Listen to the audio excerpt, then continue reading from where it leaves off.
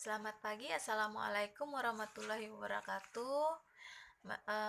Marilah kita panjatkan puji dan syukur kehadirat Allah Subhanahu wa Ta'ala, karena hari ini kita dapat melaksanakan pembelajaran secara online. Adapun pembahasan kita hari ini mengenai perumusan dasar negara. Usulan dari Dasar Negara Indonesia Merdeka dalam sidang pertama BPUPKI secara berurutan dikemukakan oleh Muhammad Yamin, Supomo, dan Insinyur Soekarno pada sidang BPUPKI tanggal 29 Mei 1945. Insinyur Soekarno dalam sidang itu menyampaikan bahwa 5 dasar negara bukan dinamakan Pancadharma, tetapi atas petunjuk seorang teman ahli bahasa, rumusan dasar negara tersebut dinamakan dengan nama Pancasila. Sila artinya adalah asas atau dasar, dan di atas kelima dasar itu didirikan negara Indonesia yang kekal dan abadi. Pada akhir masa sidang pertama, Ketua BPUPKI membentuk panitia kecil yang tugasnya mengumpulkan usulan para anggota yang akan dibahas pada sidang berikutnya. Panitia kecil ini mengadakan pertemuan untuk mengumpulkan dan memeriksa usul-usul yang menyangkut beberapa masalah, yaitu tentang Indonesia Merdeka. Jadi, usul ini dimasukkan dalam beberapa golongan, yaitu terdiri dari 9 golongan. Yang pertama, membahas tentang Indonesia merdeka selekas-lekasnya. Kemudian yang kedua, membahas tentang mengenai dasar. Yang ketiga, membahas tentang unifikasi dan federasi. Yang keempat, membahas tentang bentuk negara dan kepala negara. Yang kelima, membahas tentang warga negara. Kemudian yang keenam, mengenai daerah. Yang ketujuh, mengenai soal agama dan negara. Yang kedelapan, mengenai pembelaan. Dan yang kesembilan, mengenai keuangan. Panitia kecil yang berjumlah 9 orang ini dikenal dengan sebutan Panitia 9, yang bertugas untuk menyelidiki daripada usul-usul daripada perumusan dasar negara. Panitia 9 ini mengadakan rapat di rumah kediaman Insinyur Soekarno di Jalan Pegangsaan Timur, nomor 56 Jakarta. Jadi pada tanggal 22 Juni 1945, Panitia 9 telah mencapai suatu persetujuan atau kesepakatan tentang rapat rancangan pembukaan hukum dasar atau undang-undang dasar. Jadi rapat ini berlangsung secara alot, di mana membahas tentang soal agama dan negara. Insinyur Soekarno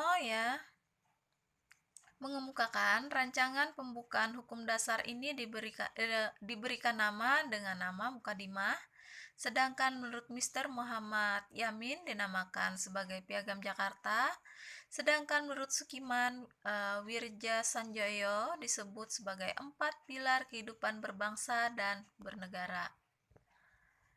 Naskah Mukadimah ditandatangani oleh 9 orang anggota Panitia 9 atau yang dikenal dengan nama Piagam Jakarta atau Jakarta Charter.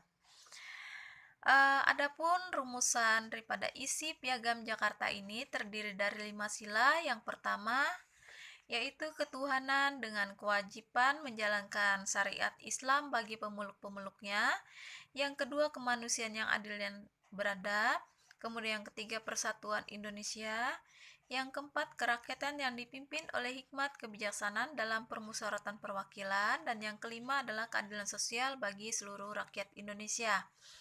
Rumusan dasar negara yang tercantum dalam Piagam Jakarta dalam sidang PPKI tanggal 18 Agustus 1945 mengalami perubahan, di mana rumusan dasar negara yang diubah dalam sila pertama yang semula berbunyi, ketuhanan dengan kewajiban menjalankan syariat Islam bagi pemeluk-pemeluknya dirubah menjadi ketuhanan yang Maha Esa.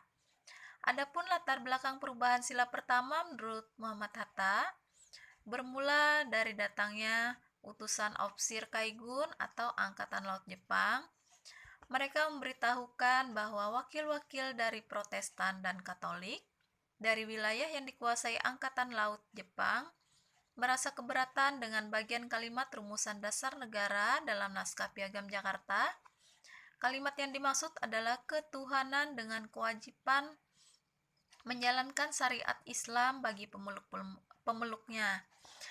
Terhadap keberatan ini, ya, sebelum sidang PPKI dimulai, Muhammad Hatta mengajak Ki Bagus Hadikusumo, Kiai Wahid Hasim, kemudian Mr. Kasman, Singodimejo, kemudian Mr. Teuku Muhammad Hasan mengadakan suatu rapat pendahuluan di mana supaya tidak terpecah sebagai bangsa, tokoh pendiri daripada bangsa ini bermusyawarah dan bermufakat untuk menghilangkan bagian kalimat dan menggantikannya dengan rumusan dengan ketuhanan yang Maha Esa. Adapun rumusan dasar negara yang tercantum dalam pembukaan Undang-Undang Dasar 1945 yang ditetapkan oleh PPKI pada tanggal 18 Agustus 1945. Yang pertama adalah ketuhanan yang Maha Esa, yang kedua kemanusiaan adil dan beradab, kemudian yang ketiga persatuan Indonesia, yang keempat kerakyatan yang dipimpin oleh hikmat kebijaksanaan dalam permusyawaratan perwakilan, dan yang kelima keadilan sosial bagi seluruh rakyat Indonesia. Dari penjelasan tadi, ya, seperti biasa kalian tuliskan di buku kalian, ya, atau kalian catat di buku kalian. Setelah kalian catat, ada satu tugas, kalian menjawab pertanyaan dari saya. Adapun isi pertanyaan ini nanti, ya, yaitu mengapa isi daripada Piagam Jakarta dari sila pertama yaitu ketuhanan dengan kewajiban menjalankan syariat Islam bagi pemeluk-pemeluknya dirubah menjadi ketuhanan yang Maha Esa.